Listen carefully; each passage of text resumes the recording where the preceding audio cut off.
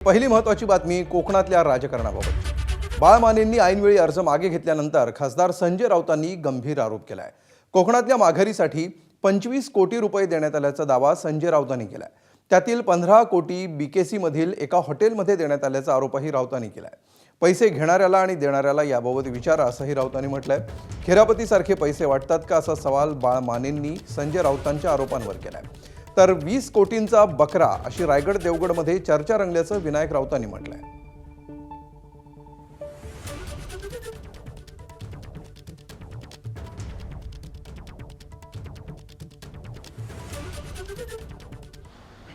कोकणातील माघारीसाठी 25 कोटी रुपये दिले साधारण।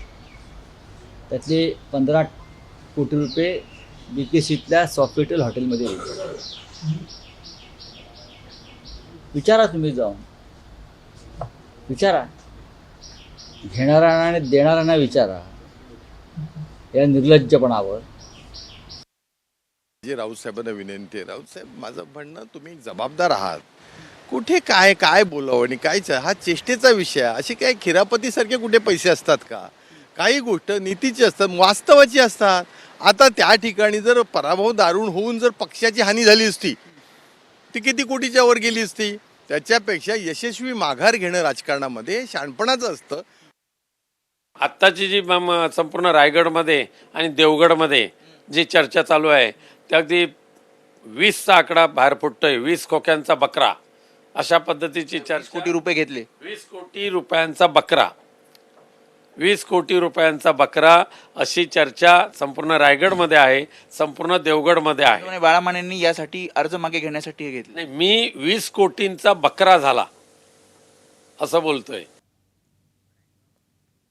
तर कोकण विधान परिषद निवडणुकीमध्ये बाळा मानेंनी अर्ज मागे घेतल्यानंतर त्यांच्यावर शिवसेना नेते जोरदार टीका करतायत।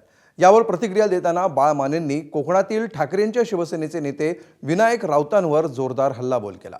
त्यावर विनायक राऊतांनी देखील प्रतिक्रिया दिली आहे। साहेबांनी सुद्धा हकालपट्टी करण्याचं खरं तर कारण काही नाही आहे। हे जे डोमकावळे आहेत विनायक राऊत, हे त्यांचे कान चावत असतात सातत्यानं आणि संघटनेची त्यांनी वाट लावली आणि त्यामुळं उद्धवजी बिचारे साधे आहेत, त्यांना हे कॉर्नर करतात आणि ह्यांच्या तोंडातलं त्यांच्या तोंडात वदवतात आणि करतात। मला अजूनही हिंदुत्व सम्राट बाळासाहेब ठाकरे साहेबांवर अत्यंत श्रद्धा आहे आणि उद्धव साहेब आणि रश्मी साहेब वहिनी ही अत्यंत खूप चांगली माणसं आहेत। बाळा मानेंची कार्यपद्धती आम्हाला पूर्वीपासून मला माहिती आहे। 2014च्या लोकसभेच्या निवडणुकीमध्ये सुद्धा माझ्या समोरच्या उमेदवारांकडून गोव्यामधून गोव्याला जाऊन त्यांनी पैसे घेतले होते आणि ज्या पक्षामध्ये जाईल त्या पक्षामध्ये राहून केवळ आणि केवळ वैयक्तिक स्वार्थ साधण्याचं काम करणं हेच बाळा मानेचं वैशिष्ट्य आहे। तर आपल्या पक्षाचं कोकणात काय स्थान राहिलं हे विनायक राऊतांनी बघायला हवं अशी टीका सुनील तटकरे यांनी केली आहे। विनायक राऊतांनी बाळा मानेंबद्दल काय बोलावं ती विनायक राऊतांच्या स्वभावाप्रमाणे ते बोलत आले। आपल्या पक्षाचं स्थान कोकणात काय राहिलं हे पहिलं चष्मा घेऊन किंवा दुर्बीण घेऊन शोधावं। तुमच्या मोजून जागा मतदार 45 आहेत, अशा वेळेला दुसऱ्यांवरती ठपका ठेवण्यापेक्षा खासदार म्हणून तुम्ही अपयशी का झालात याचा आत्मसंतोषण विनायक राऊतांनी करावं असा त्यांना माझा प्रेमळ सल्ला आहे। तर निवडणूक आली की बाळा माने 5 वर्षांची तडजोड करतात असा आरोप नारायण राणेंनी केलाय। बाळा मानेंवर विश्वास टाकायची गरज नाही असंही त्यांनी म्हटलेलं आहे। विनायक राऊतांचे बाकीचे धंदे बंद झालेत का असा सवाल राणेंनी केलाय।